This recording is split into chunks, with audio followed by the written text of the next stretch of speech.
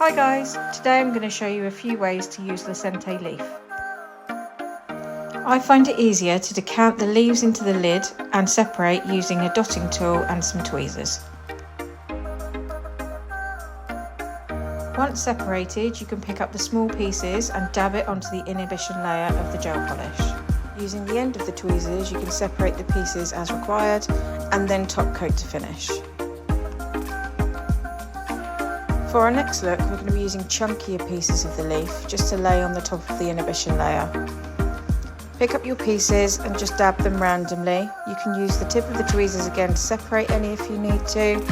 I then use the back of the tweezers to lay any pieces down flatter so they don't get caught in the top coat.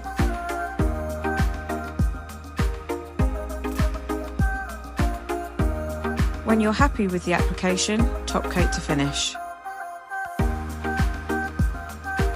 For our final look, we're going to mix pieces of leaf directly into top coat. I just go straight in with the needle nose tweezers and mix to separate. Then, using the gel wand brush, we're going to apply directly to your colour, spreading the pieces out evenly. You can then use the tip of the brush just to move any pieces into areas that are a little bit sparse. I then apply a second top coat to finish. Now, using one of these techniques, I'm going to show you a blending method so that you can get an ombre using the 3 different colour leaves together.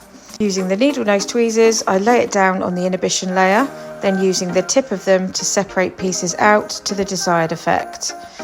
Then overlap smaller pieces of the colour to blend them through to give it that ombre finish.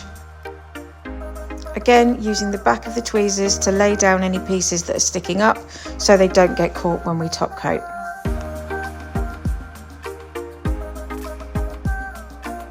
And finally, top coat to finish.